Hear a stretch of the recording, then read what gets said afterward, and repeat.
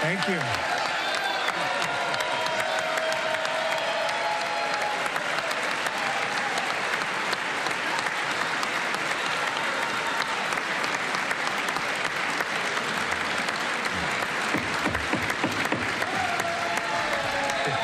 Thank you very much. Thank you very much. It's a great honor. Thank you very much. Speaker Johnson, Vice President Vance, the First Lady of the United States,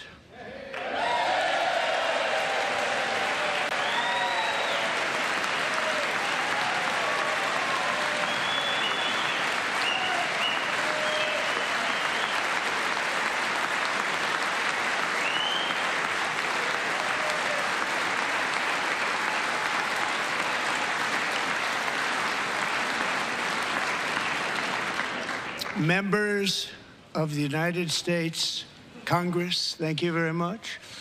And to my fellow citizens, America is back.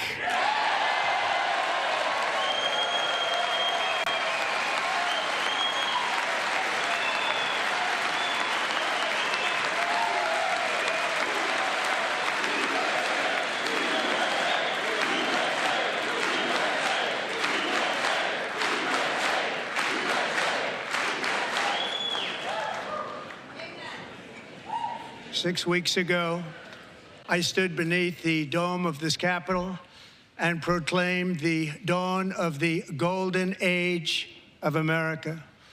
From that moment on, it has been nothing but swift and unrelenting action to usher in the greatest and most successful era in the history of our country. We have accomplished more in 43 days than most administrations accomplished in 4 years or 8 years, and we are just getting started.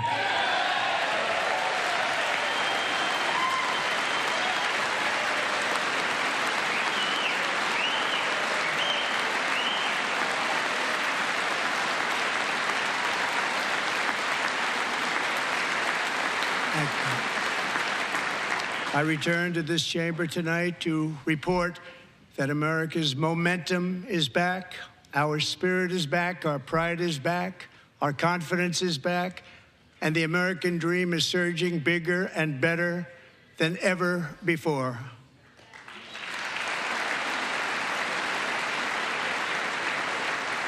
The American dream is unstoppable, and our country is on the verge of a comeback, the likes of which the world has never witnessed and perhaps will never witness again. There's never been anything like it. The presidential election of November 5th was a mandate like has not been seen in many decades. We won all 7 swing states, giving us an electoral college victory of 312 votes.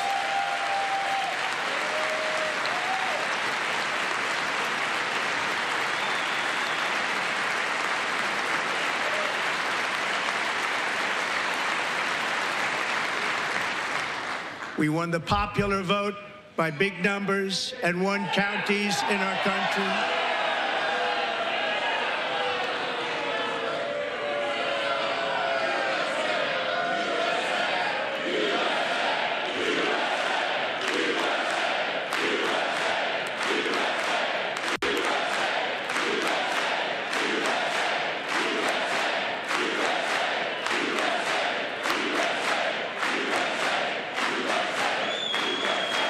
And won counties in our country, 2,700 to 525, on a map that reads almost completely red for Republican.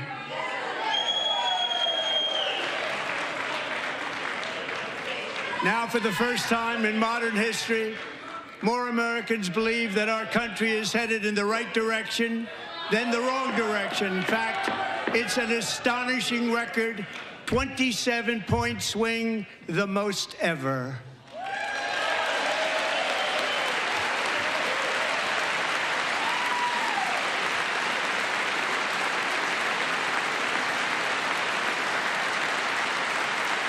Likewise, Small business optimism saw its single largest one-month gain ever recorded, a 41-point jump.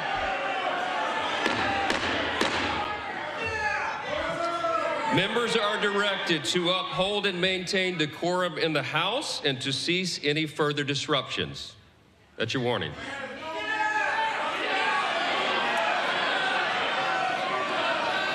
Members are engaging in willful and continuing breach of decorum, and the chair is prepared to direct the Sergeant-at-Arms to restore order to the joint session.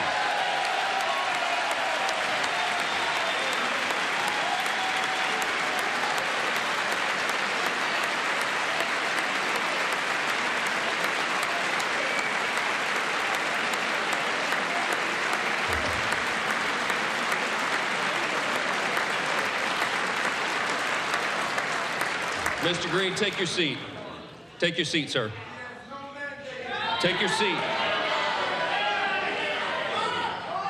Finding that members continue to engage in willful and concerted disruption of proper decorum, the chair now directs the Sergeant-at-Arms to restore order. Remove this gentleman from the chamber.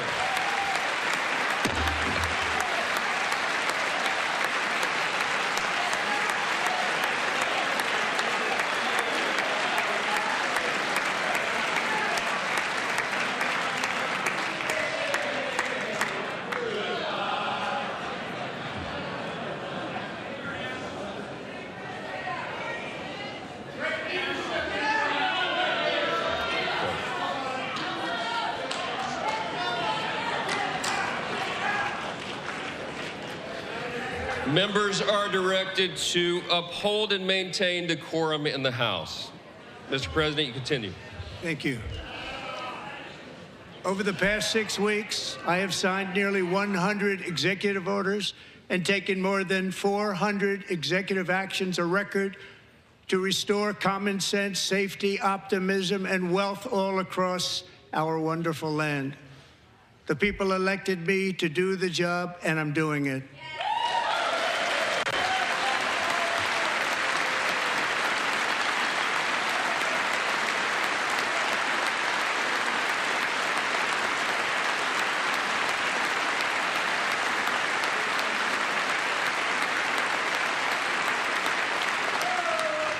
In fact, it has been stated by many that the first month of our presidency, it's our presidency, is the most successful in the history of our nation. By many.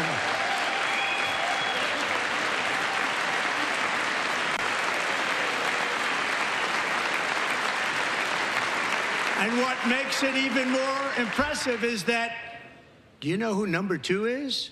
George Washington. How about that? How about that? I don't know about that list, but we'll take it. Within hours of taking the oath of office, I declared a national emergency on our southern border, and I deployed the U.S. military and Border Patrol to repel the invasion of our country. And what a job they've done. As a result, illegal border crossings last month were by far the lowest ever recorded, ever.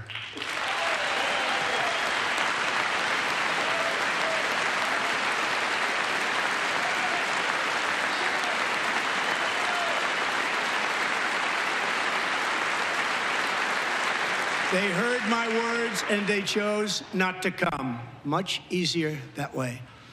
In comparison, under Joe Biden, the worst president in American history, there were hundreds of thousands of illegal crossings a month, and virtually all of them, including murderers, drug dealers, gang members, and people from mental institutions and insane asylums, were released into our country. Who would want to do that?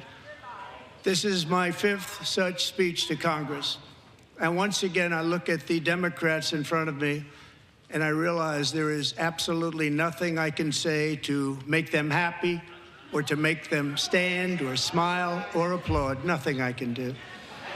I could find a cure to the most devastating disease, a disease that would wipe out entire nations, or announce the answers to the greatest economy in history, or the stoppage of crime to the lowest levels ever recorded. And these people sitting right here will not clap, will not stand, and certainly will not cheer for these astronomical achievements. They won't do it, no matter what. Five times I've been up here. It's very sad, and it just shouldn't be this way.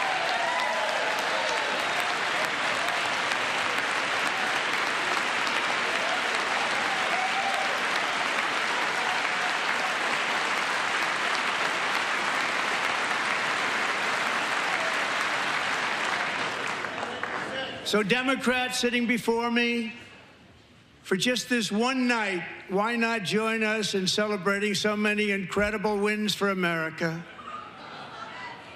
For the good of our nation, let's work together and let's truly make America great again.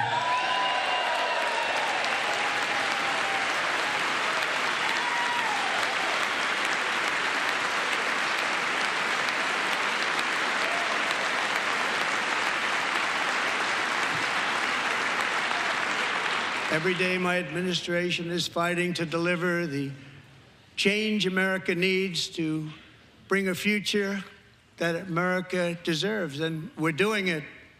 This is a time for big dreams and bold action.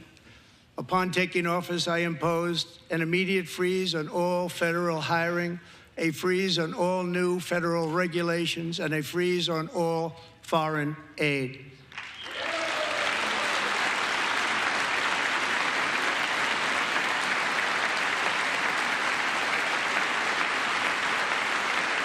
I terminated the ridiculous Green New Scam. I withdrew from the unfair Paris Climate Accord, which was costing us trillions of dollars that other countries were not paying. I withdrew from the corrupt World Health Organization.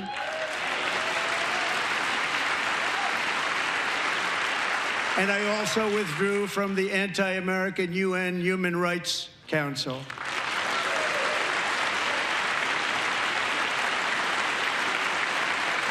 We ended all of Biden's environmental restrictions that were making our country far less safe and totally unaffordable. And importantly, we ended the last administration's insane electric vehicle mandate, saving our auto workers and companies from economic destruction.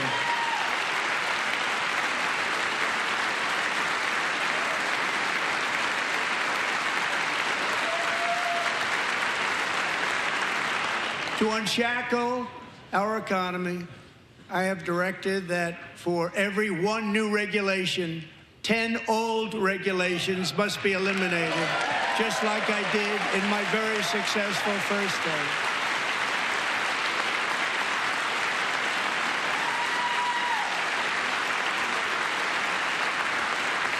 And in that first term, we set records on ending unnecessary rules and regulations like no other president had done before. We ordered all federal workers to return to the office. They will either show up for work in person or be removed from their job.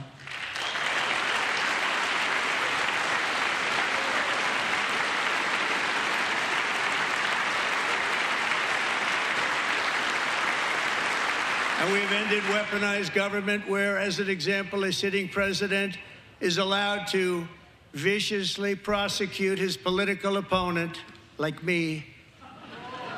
How did that work out? Not too good. Not too good.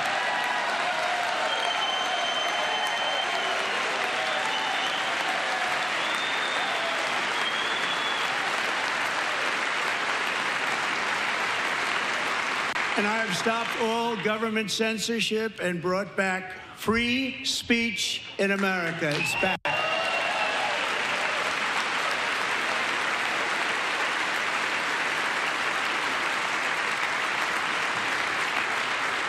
And 2 days ago, I signed an order making English the official language of the United States of America.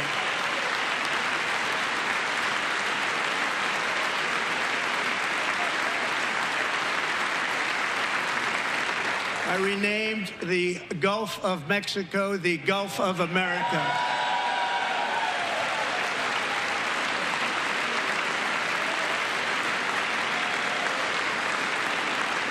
And likewise, I renamed, for a great president, William McKinley, Mount McKinley again. Beautiful Alaska. We love Alaska. We've ended the tyranny of so-called diversity, equity, and inclusion policies all across the entire federal government and indeed the private sector and our military. And our country will be woke no longer.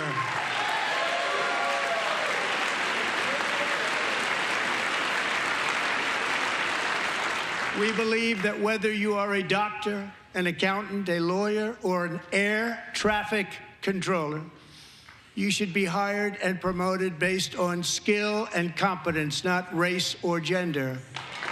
Very important.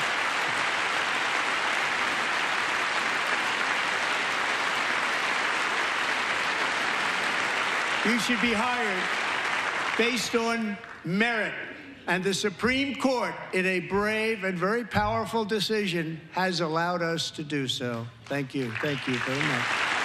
Thank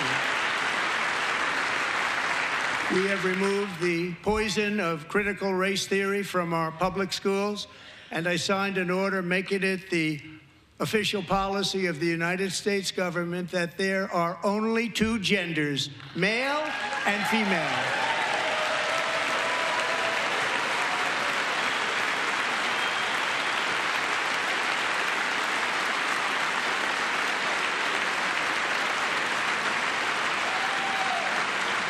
I also signed an executive order to ban men from playing in women's sports.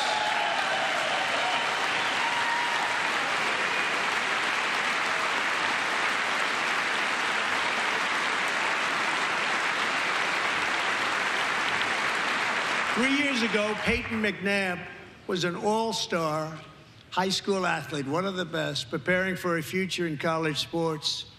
But when her girls' volleyball match was invaded by a male, he smashed the ball so hard in Peyton's face, causing traumatic brain injury, partially paralyzing her right side, and ending her athletic career. It was a shot like she's never seen before. She's never seen anything like it. Peyton is here tonight in the gallery, and Peyton, from now on, schools will kick the men off the girls' team, or they will lose all federal funding.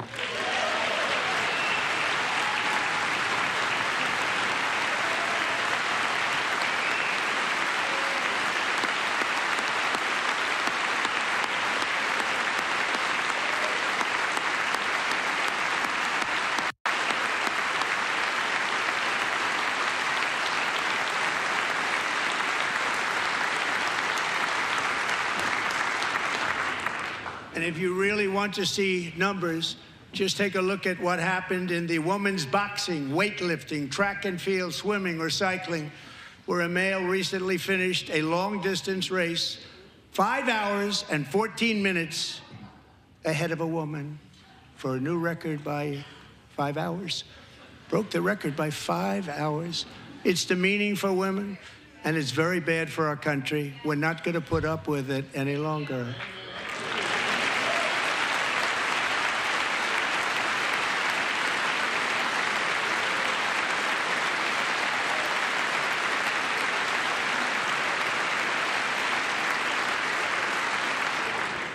What I have just described is only a small fraction of the common sense revolution that is now, because of us, sweeping the entire world. Common sense has become a common theme, and we will never go back. Never. Never going to let that happen. Among my very highest priorities is to rescue our economy and get dramatic and immediate relief to working families. As you know, we inherited from the last administration an economic catastrophe and an inflation nightmare. Their policies drove up energy prices, pushed up grocery costs, and drove the necessities of life out of reach for millions and millions of Americans. They've never had anything like it.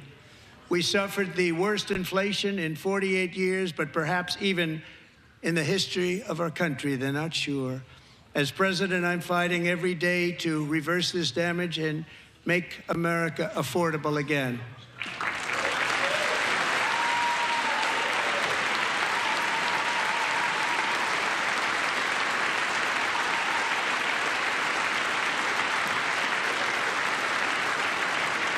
Joe Biden especially let the price of eggs get out of control. The egg price is out of control, and we're working hard to get it back down. Secretary, do a good job on that. You inherited a total mess from the previous administration. Do a good job.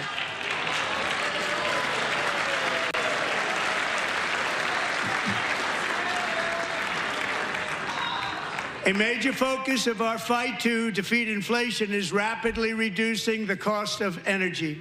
The previous administration cut the number of new oil and gas leases by 95%, slowed pipeline construction to a halt, and closed more than 100 power plants. We are opening up many of those power plants right now.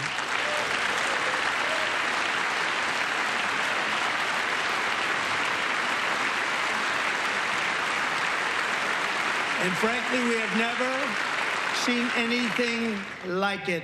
That's why on my first day in office, I declared a national energy emergency. As you've heard me say many times, we have more liquid gold under our feet than any nation on earth, and by far. And now I fully authorize the most talented team ever assembled to go and get it. It's called Drill, Baby, Drill.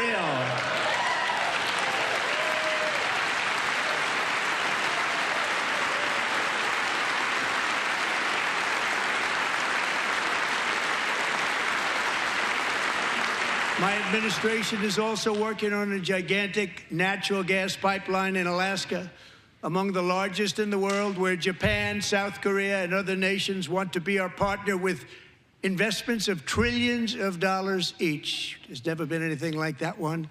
It will be truly spectacular. It's all set to go. The permitting is gotten. And later this week, I will also take historic action to dramatically expand production of critical minerals and rare earths here in the USA.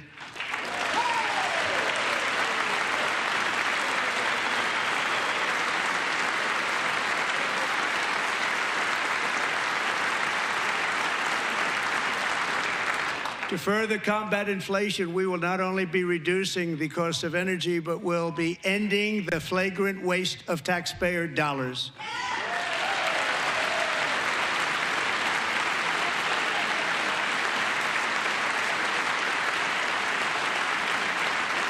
And to that end, I have created the brand new Department of Government Efficiency, DOGE. Perhaps you've heard of it. Perhaps.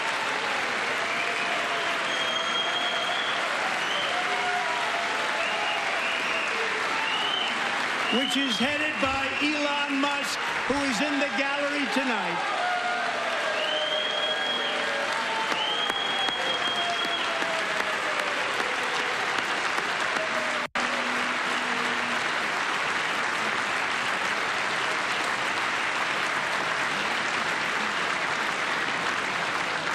Thank you, Elon. He's working very hard. He didn't need this.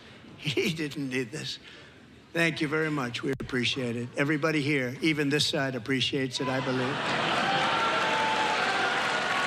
They just don't want to admit that. Just listen to some of the appalling waste we have already identified. $22 billion from HHS to provide free housing and cars for illegal aliens. $45 million for diversity, equity, and inclusion scholarships in Burma. $40 million to improve the social and economic inclusion of sedentary migrants. Nobody knows what that is. $8 million to promote LGBTQI+ in the African nation of Lesotho, which nobody has ever heard of. $60 million for indigenous peoples and Afro-Colombian empowerment in Central America. $60 million. $8 million for making mice transgender. This is real. $32 million for a left-wing propaganda operation in Moldova. $10 million for male circumcision in Mozambique. $20 million for the Arab Sesame Street in the Middle East. It's a program. $20 million for a program. $1.9 billion to recently created Decarbonization of Homes Committee, headed up, and we know she's involved. Just at the last moment, the money was passed over by a woman named Stacey Abrams. Have you ever heard of her? A $3.5 million consulting contract for lavish fish monitoring. $1.5 million for voter confidence in Liberia. $14 million for social cohesion in Mali. $59 million for illegal alien hotel rooms in New York City. He's a real estate developer. He's done very well. $250,000 to increase vegan local climate action innovation in Zambia. $42 million for social and behavior change in Uganda. $14 million for improving public procurement in Serbia. $47 million for improving learning outcomes in Asia. Asia's doing very well with learning. We know what we're doing. Should use it ourselves. And $101 million for DEI contracts at the Department of Education, the most ever paid, nothing even like it. Under the Trump administration, all of these scams, and they're far worse, but I didn't think it was appropriate to talk about them. They're so bad. Many more have been found out and exposed and swiftly terminated by a group of very intelligent, mostly young people, headed up by Elon, and we appreciate it. We found hundreds of billions of dollars of fraud.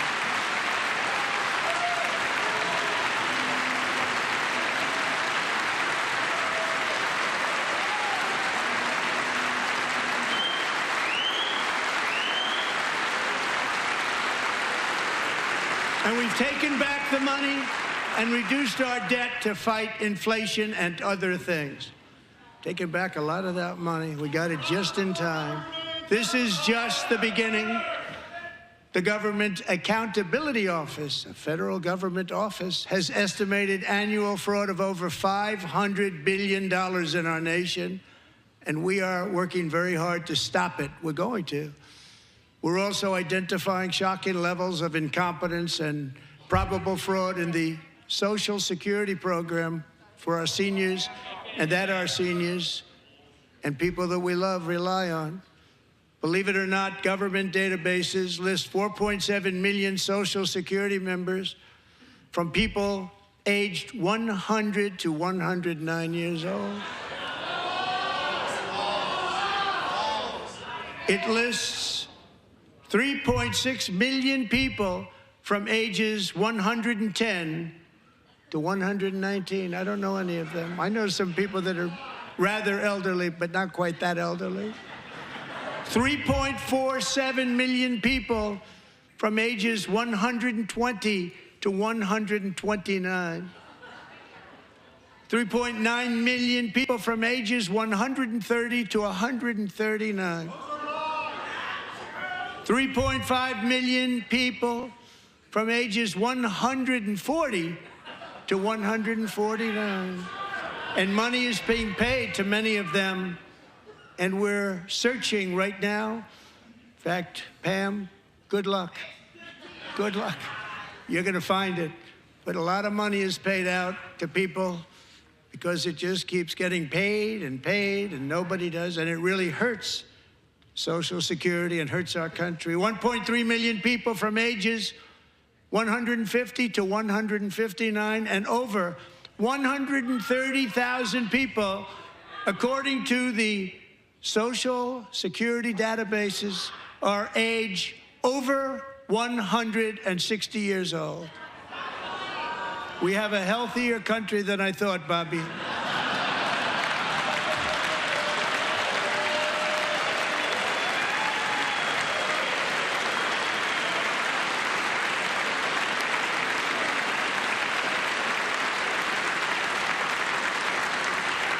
Including, to finish, 1,039 people between the ages of 220 and 229, one person between the age of 240 and 249, and one person is listed at 360 years of age. More than 100 years older than our country. But we're going to find out where that money's going, and it's not going to be pretty. By slashing all of the fraud, waste, and theft we can find, we will defeat inflation, bring down mortgage rates, lower car payments and grocery prices, protect our seniors, and put more money in the pockets of American families.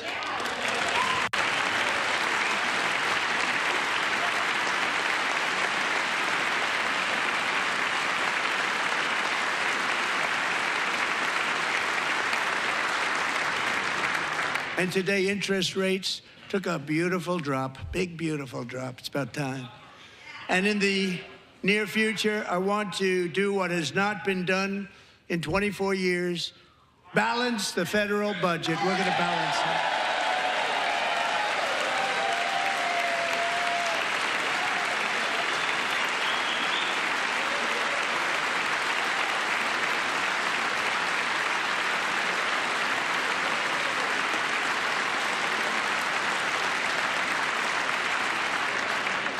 With that goal in mind, we have developed in great detail what we are calling the Gold Card, which goes on sale very, very soon.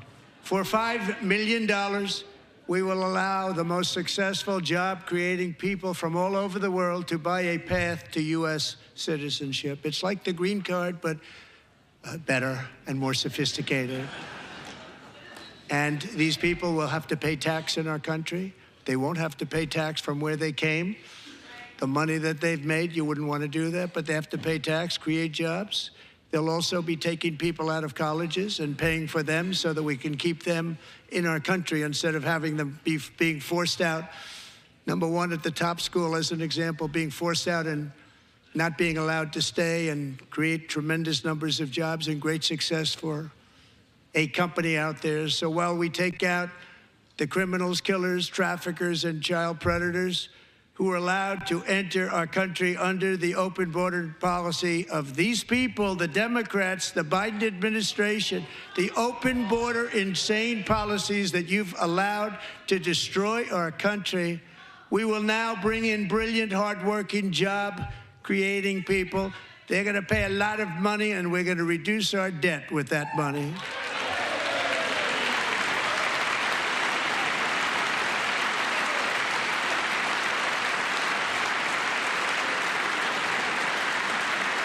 Americans have given us a mandate for bold and profound change. For nearly 100 years, the federal bureaucracy has grown until it has crushed our freedoms, ballooned our deficits, and held back America's potential in every possible way. The nation founded by pioneers and risk-takers now drowns under millions and millions of pages of regulations and debt. Approvals that should take 10 days to get instead take 10 years, 15 years, and even 20 years before you're rejected. Meanwhile, we have hundreds of thousands of federal workers who have not been showing up to work. My administration will reclaim power from this unaccountable bureaucracy, and we will restore true democracy to America again.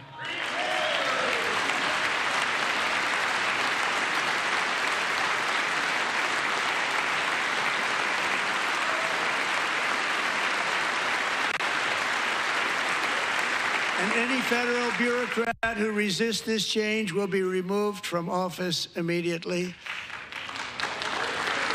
Because we are draining the swamp. It's very simple. And the days of rule by unelected bureaucrats are over.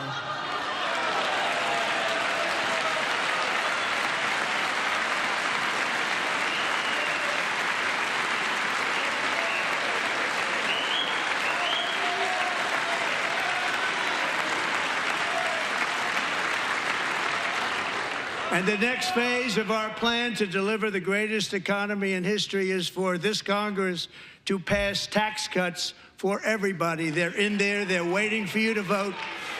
And I'm sure that the people on my right, I don't mean the Republican right, but my right here, I'm sure you're going to vote for those tax cuts, because otherwise I don't believe the people will ever vote you into office. So I'm doing you a big favor by telling you that. But I know this group is going to be voting for the tax.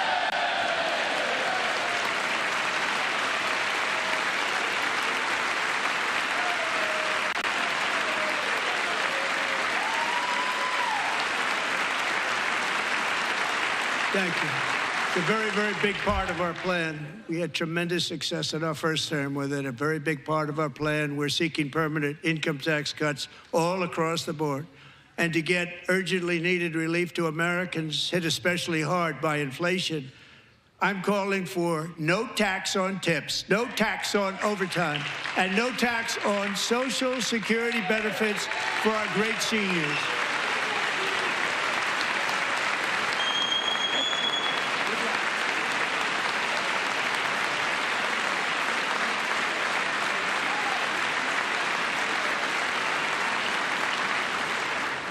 And I also want to make interest payments on car loans tax deductible, but only if the car is made in America.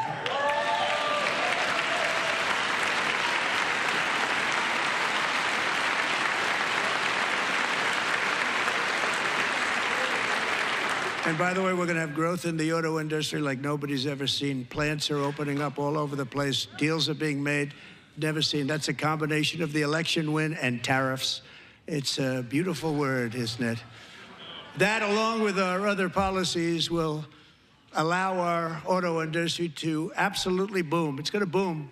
Spoke to the majors today, all three, the top people, and they're so excited. In fact, already numerous car companies have announced that they will be building massive automobile plants in America, with Honda just announcing a new plant in Indiana, one of the largest anywhere in the world.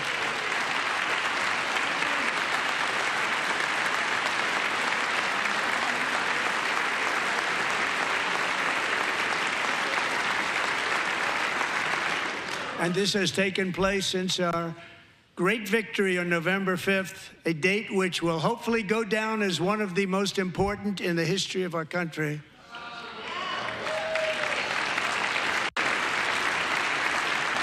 In addition, as part of our tax cuts, we want to cut taxes on domestic production and all manufacturing. And just as we did before, we will provide 100% expensing. It will be retroactive to January 20th, 2025. And it was one of the main reasons why our tax cuts were so successful in our first term, giving us the most successful economy in the history of our country, first term. We had a great first term.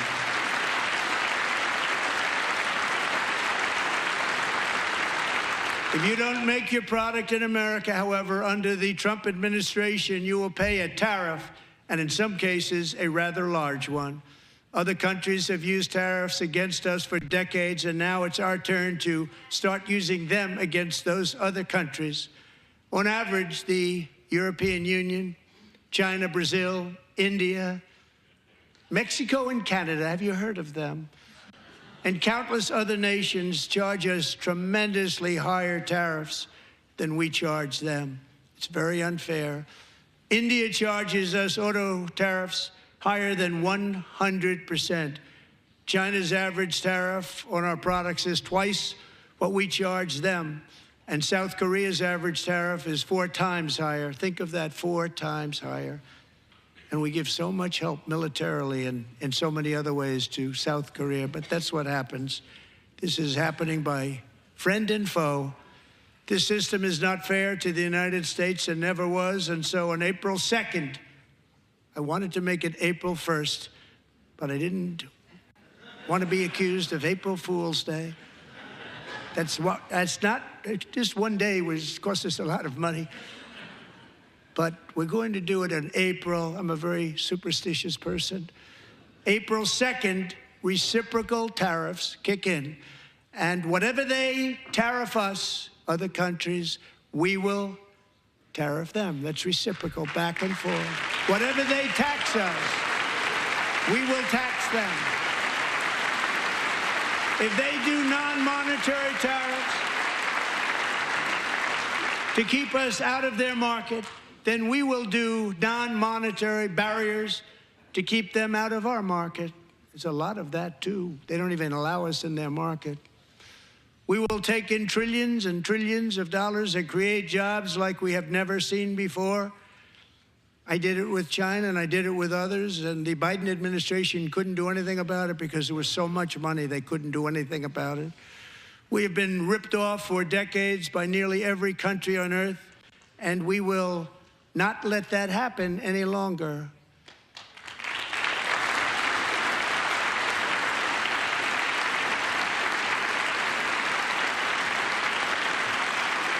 Much has been said over the last 3 months about Mexico and Canada, but we have very large deficits with both of them. But even more importantly, they've allowed fentanyl to come into our country at levels never seen before, killing hundreds of thousands of our citizens and many very young, beautiful people, destroying families. Nobody's ever seen anything like it. They are, in effect, receiving subsidies of hundreds of billions of dollars. We pay subsidies to Canada and to Mexico of hundreds of billions of dollars, and the United States will not be doing that any longer. We're not going to do it any longer.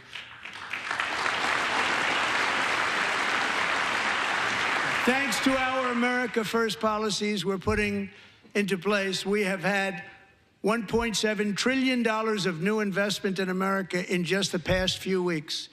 The combination of the election and our economic policies that people of SoftBank, one of the most brilliant anywhere in the world, announced a $200 billion investment. OpenAI and Oracle, Larry Ellison, announced $500 billion investment, which they wouldn't have done if Kamala had won. Apple announced $500 billion investment. Tim Cook called me. He said, I cannot spend it fast enough. It's going to be much higher than that, I believe. They'll be building their plants here instead of in China. And just yesterday, Taiwan Semiconductor, the biggest in the world, most powerful in the world, has a tremendous amount, 97% of the market, announced a $165 billion investment to build the most powerful chips on earth right here in the USA.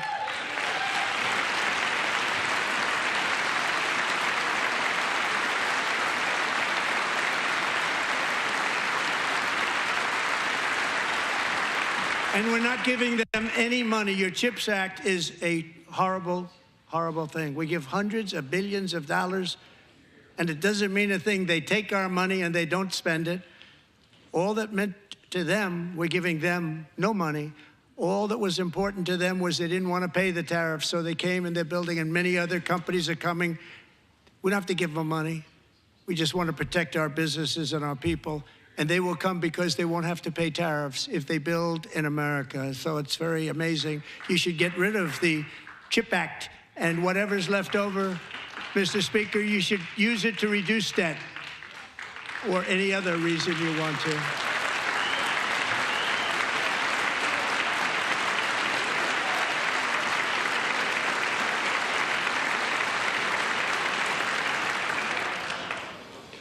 Our new trade policy will also be great for the American farmer. I love the farmer.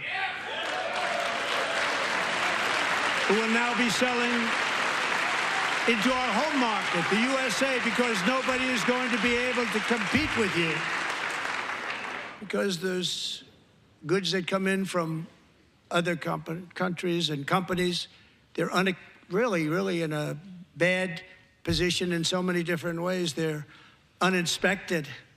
They may be very dirty and disgusting, and they come in and they pour in, and they hurt our American farmers. The tariffs will go on agricultural product coming into America, and our farmers, starting on April 2nd, it may be a little bit of an adjustment period. We had that before when I made the deal with China, $50 billion of purchases, and I said, just bear with me, and they did. They did. Probably have to bear with me again, and this will be even better. That was great. The problem with it was that Biden didn't enforce it. He didn't enforce it. $50 billion of purchases, and we were doing great, but Biden did not enforce it, and it hurt our farmers. But our farmers are going to have a field day right now. So to our farmers, have a lot of fun. I love you too. I love you too. All going to happen.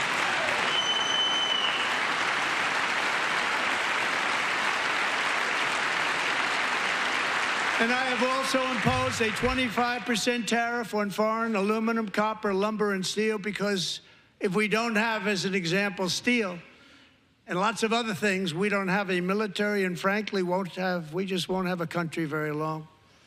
Here today is a proud American steelworker, fantastic person from Decatur, Alabama, Jeff Denard. Has been working at the same steel plant for 27 years in a job that has allowed him to serve as the captain of his local volunteer fire department, raise 7 children with his beautiful wife, Nicole, and over the years provide a loving home for more than 40 foster children. So great, Jeff.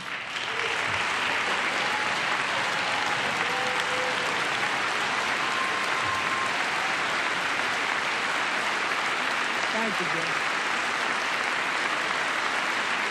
Thank you, Jeff.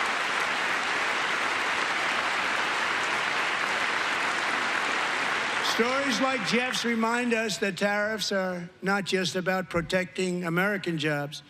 They're about protecting the soul of our country. Tariffs are about making America rich again and making America great again, and it's happening, and it will happen rather quickly. There'll be a little disturbance, but we're okay with that. It won't be much. No, you're not. Oh. And look where Biden took us, very low, the lowest we've ever been. Jeff, I want to thank you very much, and I also want to recognize another person who has devoted herself to foster care community. She works so hard on it. A very loving person, our magnificent First Lady of the United States.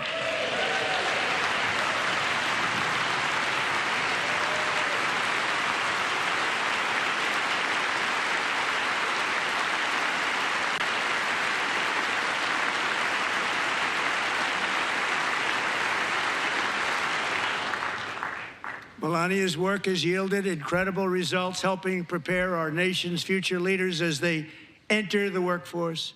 Our First Lady is joined by 2 impressive young women, very impressive. Haley Ferguson, who benefited from the First Lady's Fostering the Future initiative and is poised to complete her education and become a teacher. And Elliston Berry, who became a victim of an illicit deepfake image produced by a peer. With Elliston's help, the Senate just passed the Take It Down Act, and this is so important. Thank you very much, John. John Thune, thank you. Stand up, John. Thank you, John.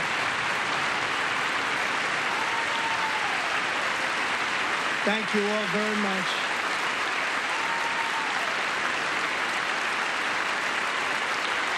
Thank you. And thank you to John Thune and the Senate. Great job. To criminalize the publication of such images online is a terrible, terrible thing. And once it passes the House, I look forward to signing that bill into law. Thank you. And I'm going to use that bill for myself, too, if you don't mind. Because nobody gets treated worse than I do online. Nobody. That's great. Thank you very much to the Senate. Thank you.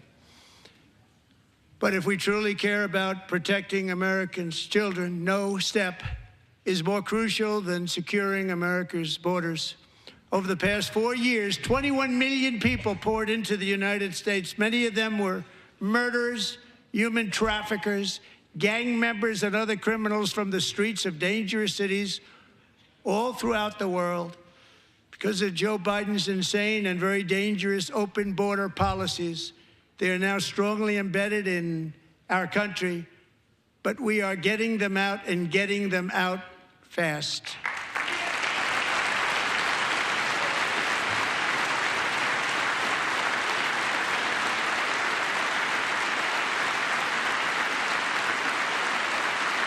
And I want to thank Tom Homan and Christy. I want to thank you and Paul of Border Patrol. I want to thank you. What a job they've all done, everybody. Border Patrol, ICE, law enforcement in general is incredible. We have to take care of our law enforcement. Have to.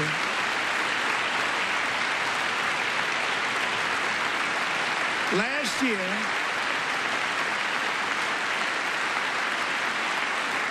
a brilliant 22-year-old nursing student named Laken Riley, the best in her class, admired by everybody, went out for a jog on the campus of the University of Georgia.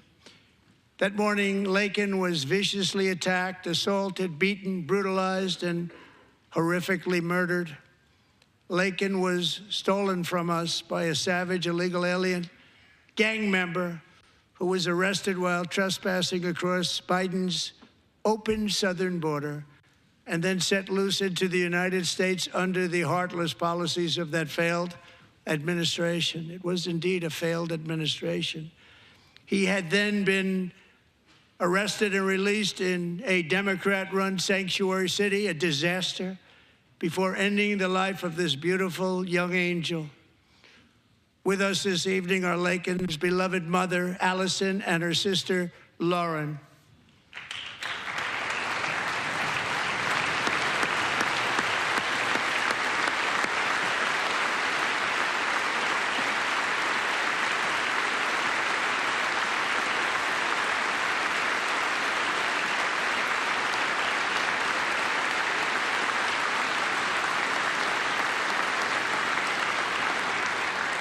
Last year, I told Laken's grieving parents that we would ensure their daughter would not have died in vain.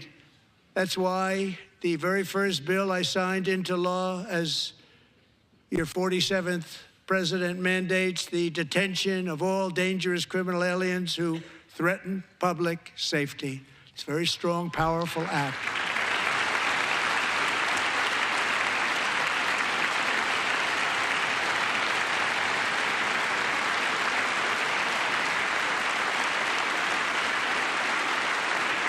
It's called the Laken-Riley Act.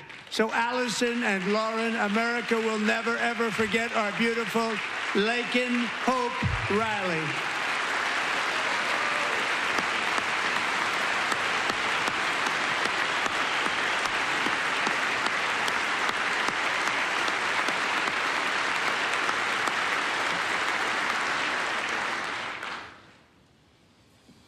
Thank you very much.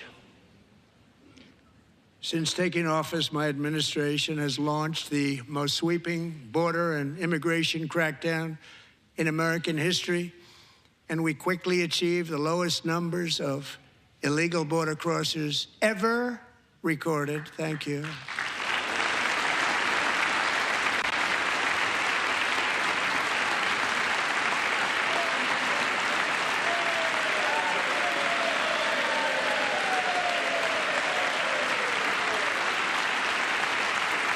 The media and our friends in the Democrat Party kept saying we needed new legislation, we must have legislation to secure the border.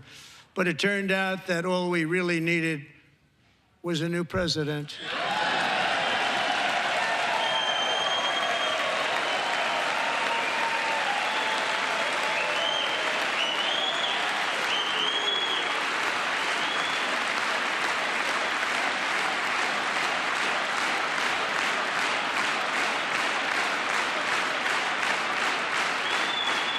Thank you.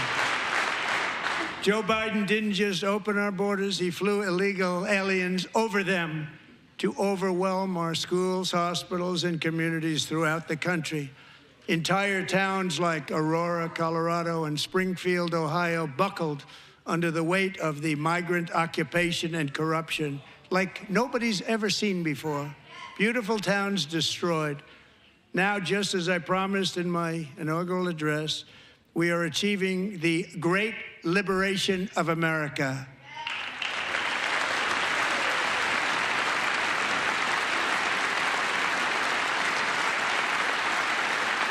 But there still is much work to be done. Here tonight is a woman I have gotten to know, Alexis Nungari from Houston. Wonderful woman. Last June, Alexis's 12-year-old daughter, her precious Jocelyn, walked to a nearby convenience store. She was kidnapped, tied up, assaulted for 2 hours under a bridge, and horrifically murdered. Arrested and charged with this heinous crime are 2 illegal alien monsters from Venezuela, released into America by the last administration through their ridiculous open border. The death of this beautiful 12-year-old girl and the agony of her mother and family touched our entire nation greatly. Alexis, I promised that we would always remember your daughter, your magnificent daughter, and earlier tonight, I signed an order keeping my word to you. One thing I have learned about Jocelyn is that she loved animals so much. She loved nature. Across Galveston Bay, from where Jocelyn lived in Houston, you will find a magnificent national wildlife refuge, a pristine, peaceful, 34,000-acre sanctuary for all of God's creatures on the edge of the Gulf of America. Alexis, moments ago, I formally renamed that refuge in loving memory of your beautiful daughter, Jocelyn. So, Mr. Vice President, if you would, may I have the order?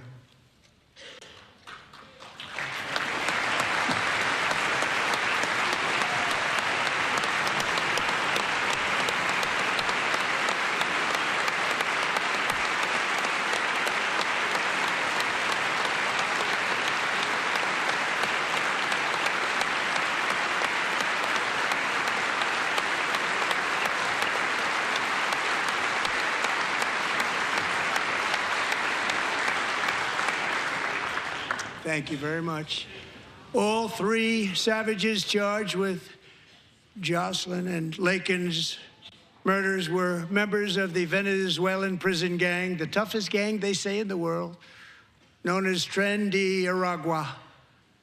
2 weeks ago, I officially designated this gang, along with MS-13 and the bloodthirsty Mexican drug cartels, as foreign terrorist organizations.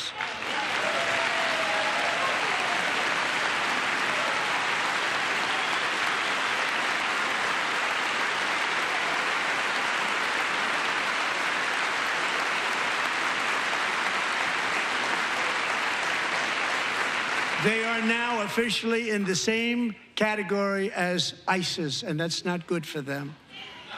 Countless thousands of these terrorists were welcomed into the U.S. by the Biden administration. But now every last one will be rounded up and forcibly removed from our country, or, if they're too dangerous, put in jails, standing trial in this country, because we don't want them to come back ever. With us this evening is a warrior on the front lines of that battle, Border Patrol Agent Roberto Ortiz. Great guy.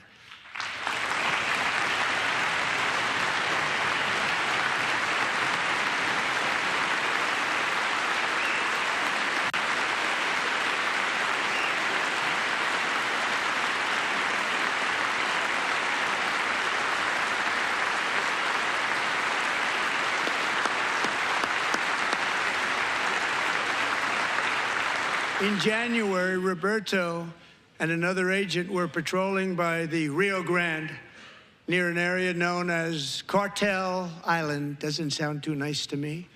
When heavily armed gunmen started shooting at them. Roberto saw that his partner was totally exposed, at great danger, and he leapt into action, returning fire and providing crucial seconds for his fellow agent to seek safety, just barely. I have some of the prints of that event, and it was not good. Agent Ortiz, we salute you for your great courage and for your line of fire that you took and for the bravery that you showed. We honor you, and we will always honor you. Thank you, Roberto, very much.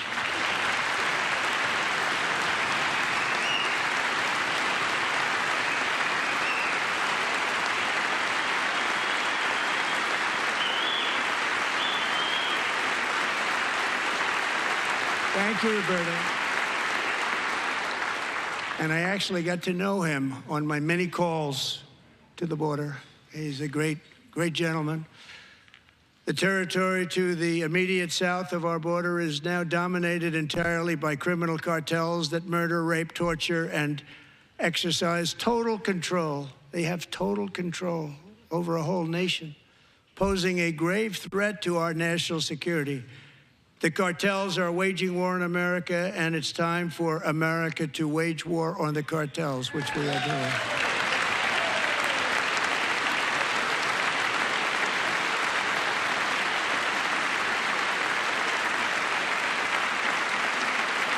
Five nights ago, Mexican authorities, because of our tariff policies being imposed on them, think of this, handed over to us 29 of the biggest cartel leaders in their country. That has never happened before. They want to make us happy. First time ever. But we need Mexico and Canada to do much more than they've done, and they have to stop the fentanyl and drugs pouring into the USA. They're going to stop it. I have sent Congress a detailed funding request laying out exactly how we will eliminate these threats to protect our homeland and complete the largest deportation operation in American history, larger even than current record holder, President Dwight D. Eisenhower, a moderate man, but someone who believed very strongly in borders. Americans expect Congress to send me this funding without delay so I can sign it into law. So, Mr. Speaker, John Thune, both of you, I hope you're going to be able to do that, Mr. Speaker. Thank you. Mr. Leader, thank you. Thank you very much. And let's get it to me. I'll sign it so fast, you won't even believe it.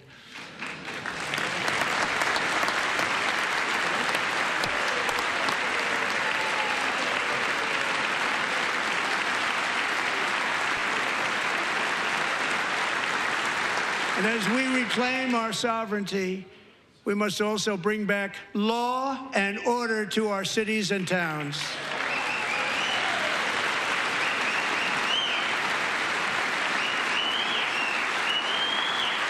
In recent years, our justice system has been turned upside down by radical left lunatics. Many jurisdictions virtually ceased enforcing the law against dangerous repeat offenders while weaponizing law enforcement against political opponents like me. My administration has acted swiftly and decisively to restore fair, equal, and impartial justice under the constitutional rule of law, starting at the FBI and the DOJ. Pam, good luck. Cash, wherever you may be, good luck. Good luck. Pam Bondi. Good luck. So important. Going to do a great job. Cash, thank you. Thank you, Cash.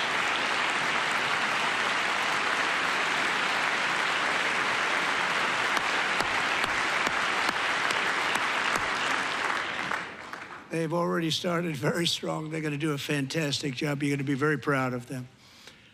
We're also once again giving our police officers the support, protection, and respect they so dearly deserve. They have to get it. They have such a hard, dangerous job, but we're going to make it less dangerous. The problem is the bad guys don't respect the law, but they're starting to respect it, and they soon will respect it. This also includes our great fire departments throughout the country. Our firemen and women are unbelievable people, and we'll never forget them. And besides that, they voted for me in record numbers, so I have no choice.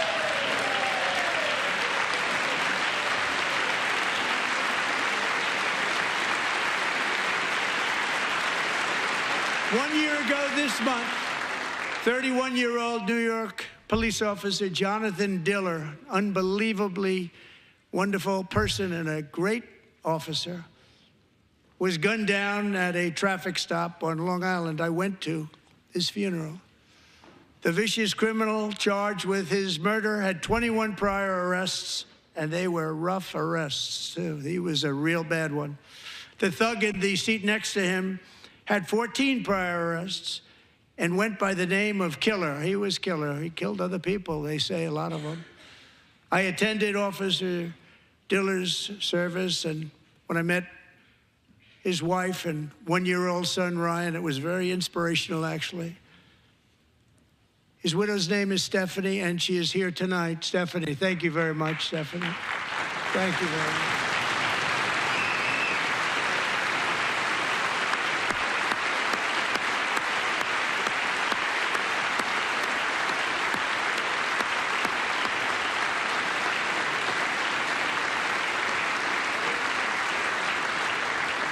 Stephanie, we're going to make sure that Ryan knows his dad was a true hero, New York's finest, and we're going to get these cold-blooded killers and repeat offenders off our streets, and we're going to do it fast. Got to stop it. They get out with 28 arrests. They push people into subway trains. They hit people over the head, back of the head with baseball bats. We got to get them out of here. I've already signed an executive order requiring a mandatory death penalty for anyone who murders a police officer. And tonight I'm asking Congress to pass that policy into permanent law.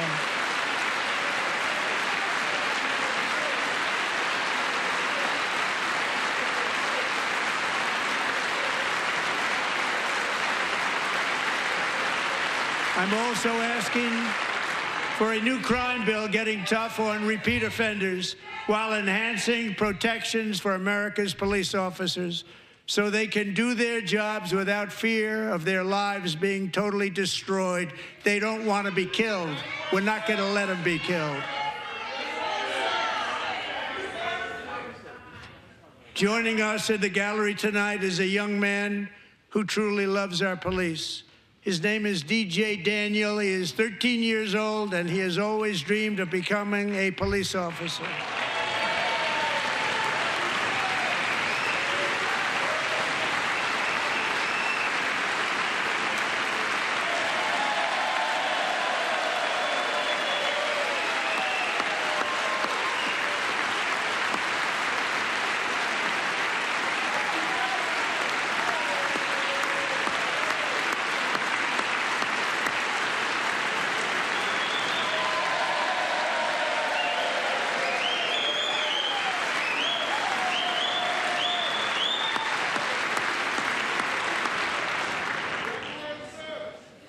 But in 2018, DJ was diagnosed with brain cancer. The doctors gave him 5 months at most to live. That was more than 6 years ago.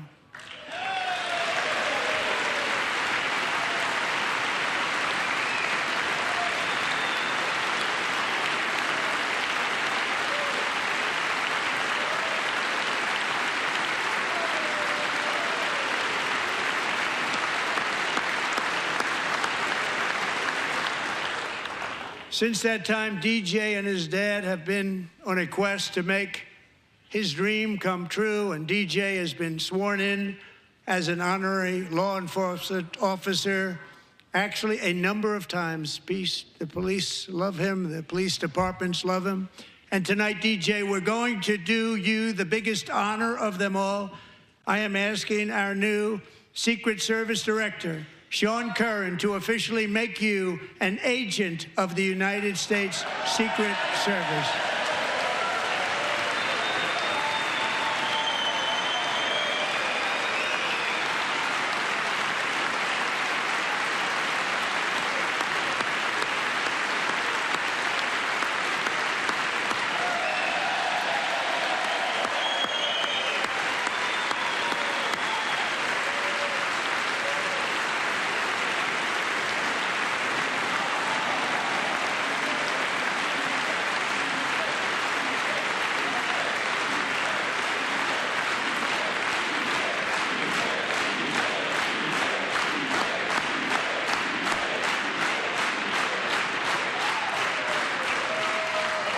Thank you, DJ. DJ's doctors believe his cancer likely came from a chemical he was exposed to when he was younger. Since 1975, rates of child cancer have increased by more than 40%. Reversing this trend is one of the top priorities for our new presidential commission to make America healthy again, chaired by our new Secretary of Health and Human Services, Robert F. Kennedy, Jr.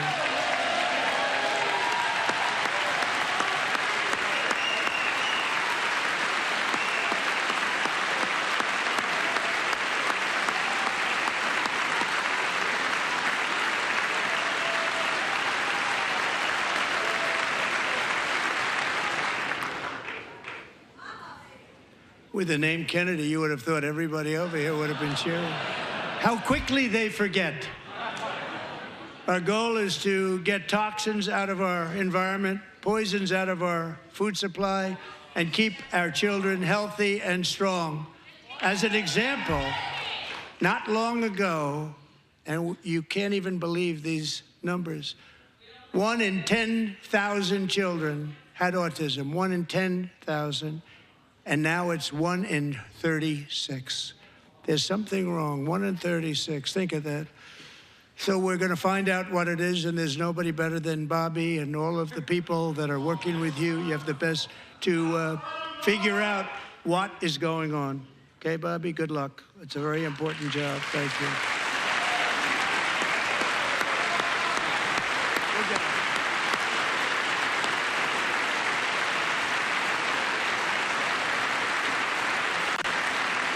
Thank you.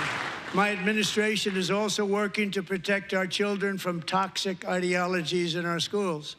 A few years ago, January, Little John and her husband discovered that their daughter's school had secretly, socially transitioned their 13-year-old little girl. Teachers and administrators conspired to deceive January and her husband while encouraging her daughter to use a new name and pronouns.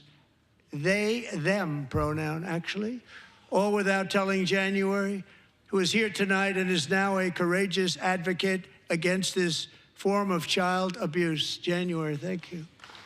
Thank you. Thank you very much.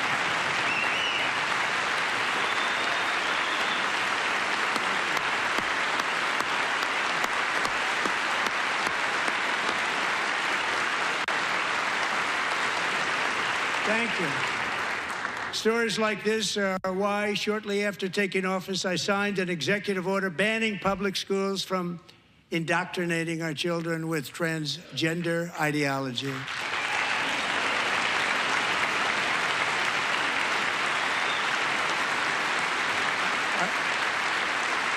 I also signed an order to cut off all taxpayer funding to any institution that engages in the sexual mutilation of our youth.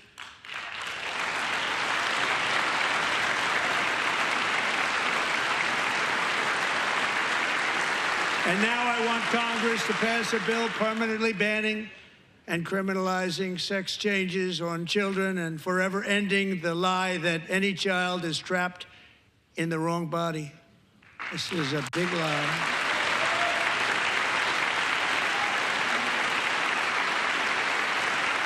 And our message to every child in America is that you are perfect exactly the way God made you.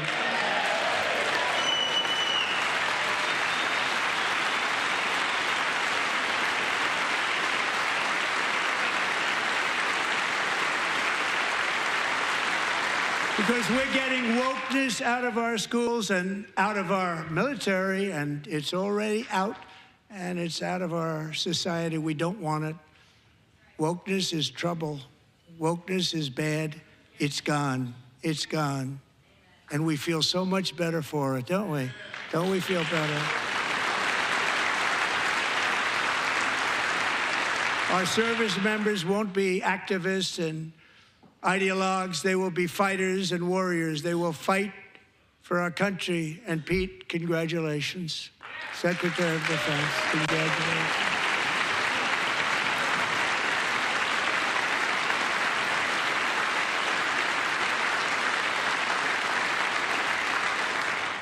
And he's not big into the woke movement, I can tell you. I know him well. I am pleased to report that in January, the U.S. Army had its single best recruiting month in 15 years, and that all armed services are having among the best recruiting results ever in the history of our services. What a difference.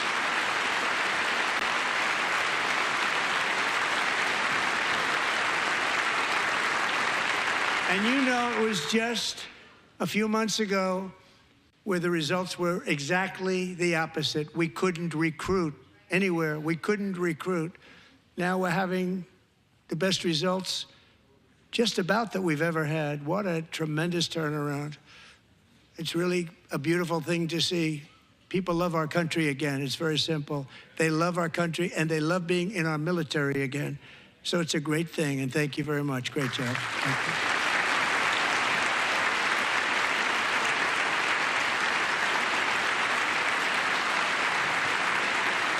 We're joined tonight by a young man, Jason Hartley, who knows the weight of that call of duty.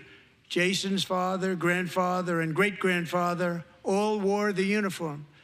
Jason tragically lost his dad, who was also a Los Angeles County Sheriff's deputy when he was just a boy, and now he wants to carry on the family legacy of service.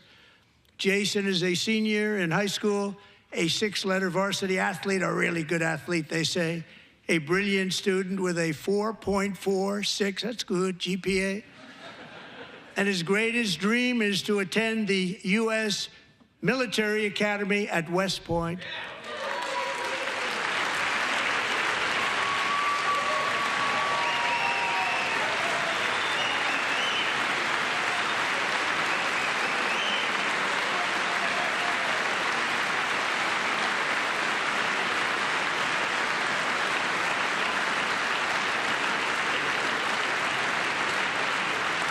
And Jason, that's a very big deal getting in. That's a hard one to get into. But I'm pleased to inform you that your application has been accepted. You will soon be joining the Corps of Cadets.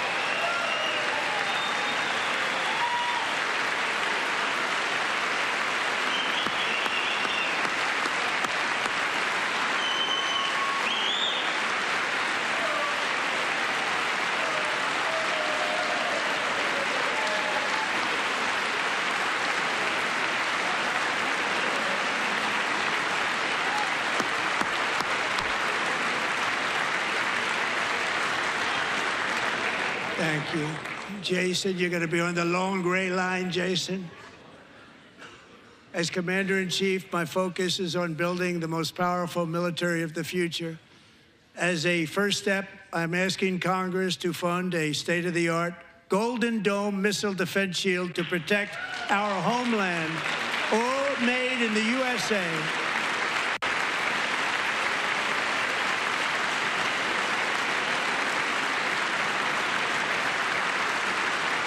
And Ronald Reagan wanted to do it long ago, but the technology just wasn't there, not even close. But now we have the technology. It's incredible, actually. And other places, they have it. Israel has it. Other places have it. And the United States should have it too, right, Tim, right? They should have it too. So I want to thank you. But it's a very, very important. This is a very dangerous world. We should have it. We want to be protected, and we're going to protect our citizens like never before. To boost our defense industrial base, we are also going to resurrect the American shipbuilding industry, including commercial shipbuilding and military shipbuilding.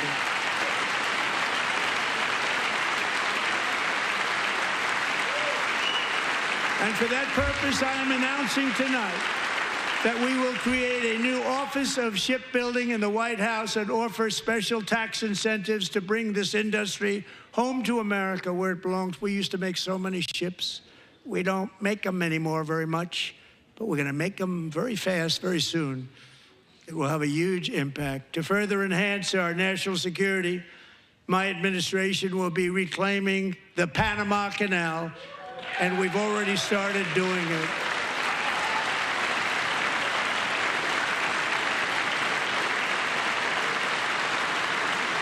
Just today, a large American company announced they are buying both ports around the Panama Canal and lots of other things having to do with the Panama Canal and a couple of other canals.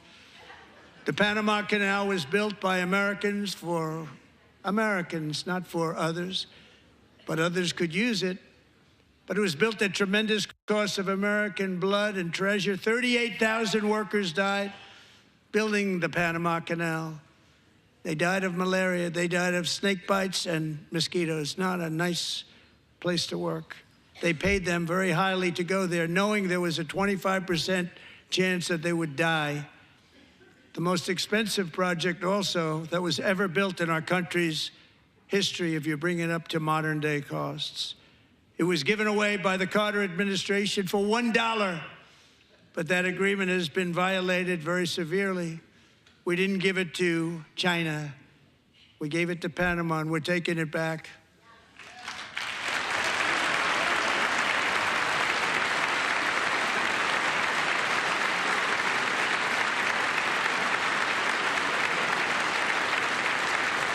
And we have Marco Rubio in charge. Good luck, Marco. Now, we know who to blame if anything goes wrong. Marco's been amazing, and he's going to do a great job. Think of it, he got 100 votes. You know, he was approved with actually 99, but the 100th was this gentleman, and I feel very certain. So let's assume he got 100 votes. And I'm either very, very happy about that or I'm very concerned about it. But he's already proven. I mean, he's a great gentleman. He's respected by everybody, and we appreciate you voting for Marco. He's going to do a fantastic job. Thank you. Thank you. He's doing a great job. Great job. And I also have a message tonight for the incredible people of Greenland. We strongly support your right to determine your own future. And if you choose, we welcome you into the United States of America. We need Greenland for national security and even international security, and we're working with everybody involved to try and get it. But we need it really for international world security. And I think we're going to get it. One way or the other, we're going to get it. We will keep you safe. We will make you rich, and together we will take Greenland to heights like you have never thought possible before. It's a very small population, but very, very large piece of land and very, very important for military security. America is once again standing strong against the forces of radical Islamic terrorism. 3.5 years ago, ISIS terrorists killed 13 American service members and countless others in the Abbey Gate bombing during the disastrous and incompetent withdrawal from Afghanistan. Not that they were withdrawing, it was the way they withdrew. Perhaps the most embarrassing moment in the history of our country. Tonight, I am pleased to announce that we have just apprehended the top terrorist responsible for that atrocity, and he is right now on his way here to face the swift sword of American justice.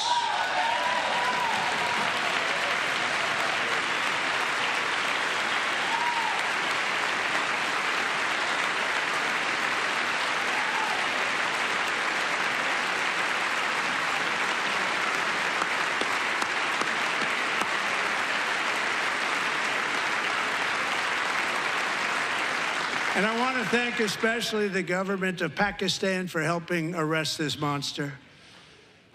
This was a very momentous day for those 13 families who I actually got to know very well, most of them, whose children were murdered, and the many people that were so badly, over 42 people, so badly injured on that fateful day in Afghanistan. What a horrible day. Such incompetence was shown. That when Putin saw what happened, I guess he said, wow, maybe this is my chance. That's how bad it was. Should have never happened. Grossly incompetent people. I spoke to many of the parents and loved ones, and they're all in our hearts tonight. Just spoke to them on the phone. We had a big call every one of them called, and everybody was on the line, and they did nothing but cry with happiness. They were very happy, as happy as you can be under those circumstances. Their child, brother, sister, son, daughter was killed for no reason whatsoever. In the Middle East, we're bringing back our hostages from Gaza. In my first term, we achieved one of the most groundbreaking peace agreements in generations, the Abraham Accords.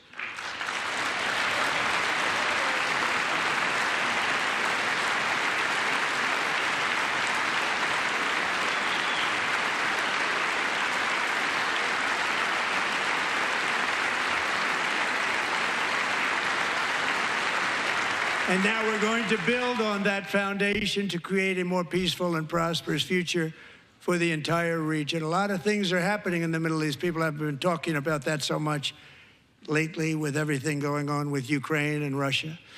But a lot of things are happening in the Middle East. It's a rough neighborhood, actually.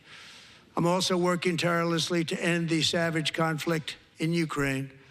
Millions of Ukrainians and Russians have been needlessly killed or wounded in this horrific and brutal conflict with no end in sight. The United States has sent hundreds of billions of dollars to support Ukraine's defense with no security, with no anything.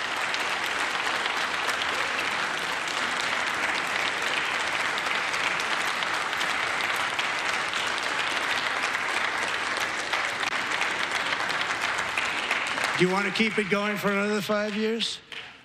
Yeah, you would say Pocahontas says yes.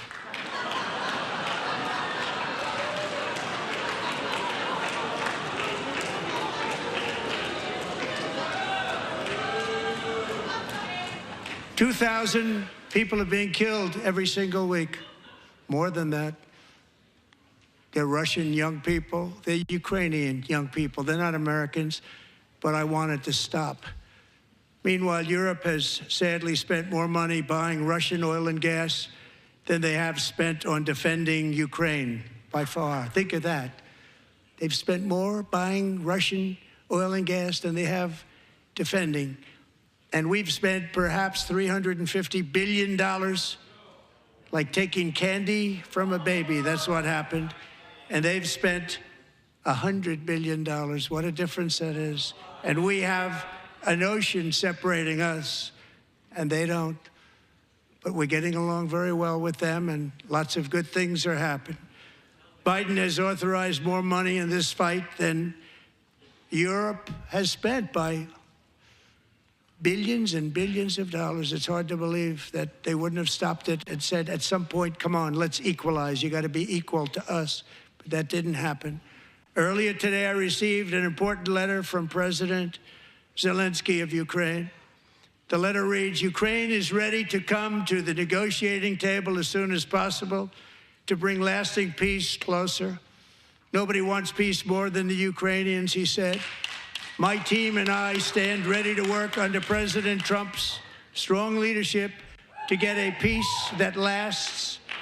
We do really value how much America has done to help Ukraine maintain its sovereignty and independence. Regarding the agreement on minerals and security, Ukraine is ready to sign it at any time that is convenient for you. I appreciate that he sent this letter, just got it a little while ago. Simultaneously, we've had serious discussions with Russia and have received strong signals that they are ready for peace. Wouldn't that be beautiful? Wouldn't that be beautiful?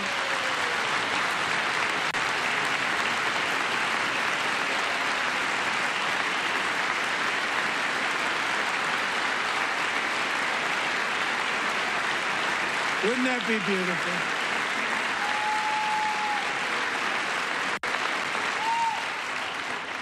It's time to stop this madness. It's time to halt the killing.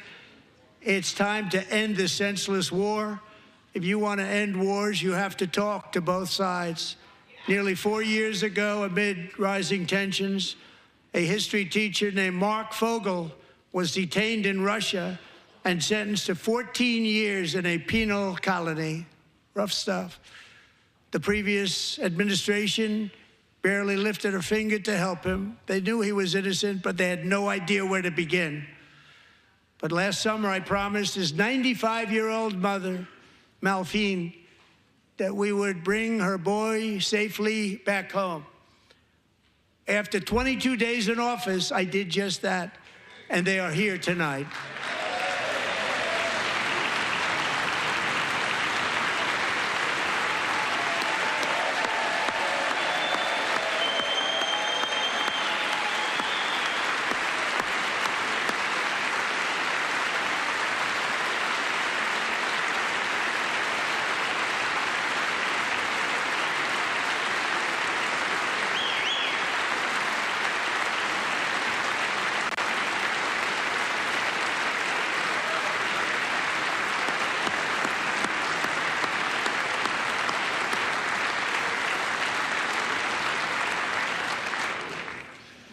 To Mark and his great mom, we are delighted to have you safe and sound and with us.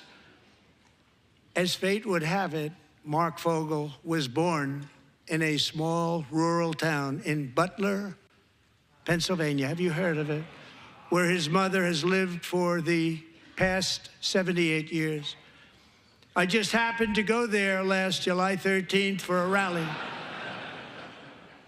That was not pleasant. And that is where I met his beautiful mom right before I walked onto that stage. And I told her I would not forget what she said about her son. And I never did I? Never forgot. Less than 10 minutes later, at that same rally, gunfire rang out, and a sick and deranged assassin unloaded 8 bullets from his sniper's perch into a crowd of many thousands of people. My life was saved by a fraction of an inch, but some were not so lucky. Corey Comparator was a firefighter, a veteran, a Christian, a husband, a devoted father, and above all, a protector. When the sound of gunshots pierced the air, it was a horrible sound. Corey knew instantly what it was and what to do. He threw himself on top of his wife and daughters and shielded them from the bullets with his own body. Corey was hit really hard. You know the story from there. He sacrificed his life to save theirs. 2 others, very fine people, were also seriously hit. But thankfully, with the help of 2 great country doctors, we thought they were gone and they were saved. So those doctors had great talent. We're joined by Corey's wife, Helen, who was his high school sweetheart, and their 2 beloved daughters, Allison and Kaylee. Thank you.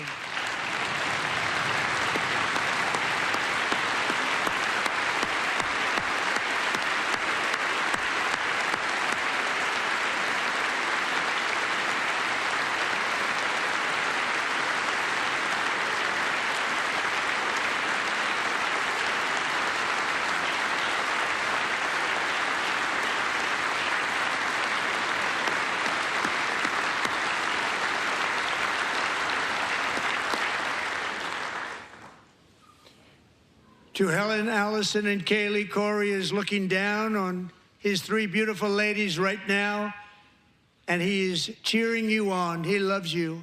He is cheering you on. Corey was taken from us much too soon, but his destiny was to leave us all with a shining example of the selfless devotion of a true American patriot. It was love like Corey's that built our country, and it's love like Corey's that is going to make our country more majestic than ever before. I believe that my life was saved that day in Butler for a very good reason. I was saved by God to make America great again. I believe that. Thank you. Thank you.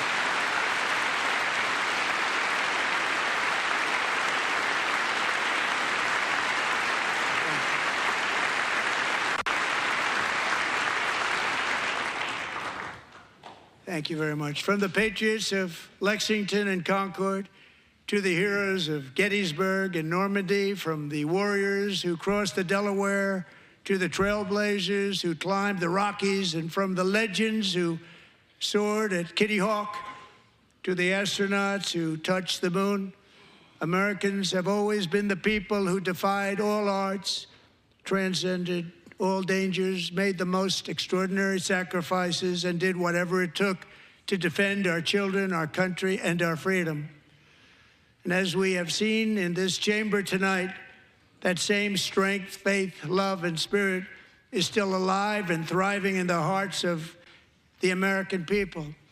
Despite the best efforts of those who would try to censor us, silence us, break us, destroy us, Americans are today a proud, free, sovereign, and independent nation that will always be free, and we will fight for it till death. We will never let anything happen to our beloved country, because we are a country of doers, dreamers, fighters, and survivors. Our ancestors crossed a vast ocean, strode into the unknown wilderness, and carved their fortunes from the rock and soil of a perilous and very dangerous frontier. They chased our destiny across a boundless continent. They built the railroads, laid the highways, and graced the world with American marvels like the Empire State Building, the mighty Hoover Dam, and the towering Golden Gate Bridge. They lit the world with electricity, broke free of the force of gravity, fired up the engines of American industry, vanquished the communists, fascists, and Marxists all over the world, and gave us countless modern wonders sculptured out of iron, glass, and steel. We stand on the shoulders of these pioneers who won and built the modern age, these workers who poured their sweat into the skylines of our cities, these warriors who shed their blood on fields of battle and gave everything they had for our rights and for our freedom. Now it is our time to take up the righteous cause of American liberty. And it is our turn to take America's destiny into our own hands and begin the most thrilling days in the history of our country. This will be our greatest era. With God's help, over the next 4 years, we are going to lead this nation even higher, and we are going to forge the freest, most advanced, most dynamic, and most dominant civilization ever to exist on the face of this earth. We are going to create the highest quality of life, build the safest and wealthiest and healthiest and most vital communities anywhere in the world. We are going to conquer the vast frontiers of science, and we are going to lead humanity into space and plant the American flag on the planet Mars and even far beyond.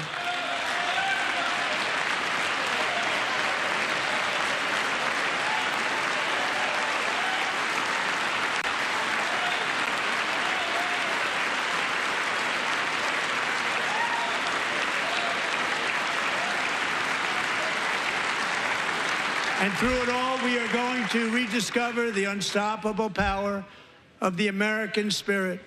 And we are going to renew unlimited promise of the American dream. Every single day, we will stand up and we will fight, fight, fight for the country our citizens believe in and for the country our people deserve.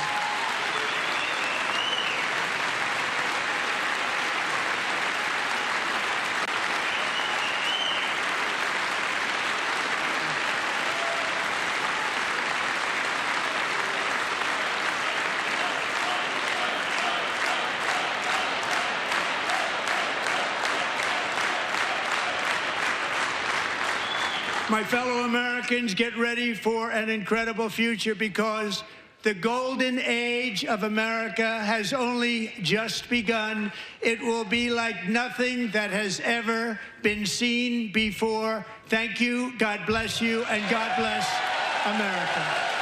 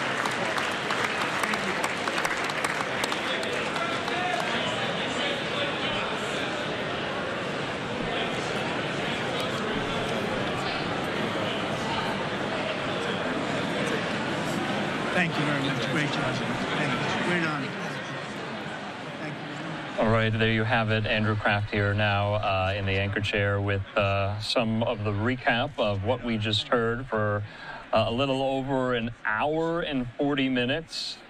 President Trump touching on so many key focal points that you have heard him discuss throughout the last 43 days, including tariffs, including the illegal immigration crisis, including crime, including the wars between Israel and Hamas and Russia and Ukraine, and so many of these issues that we have heard from President Trump and candidate Trump as well. You see him there greeting members of the Supreme Court, members of his cabinet, senators as well, as he makes his way out of the House chamber there.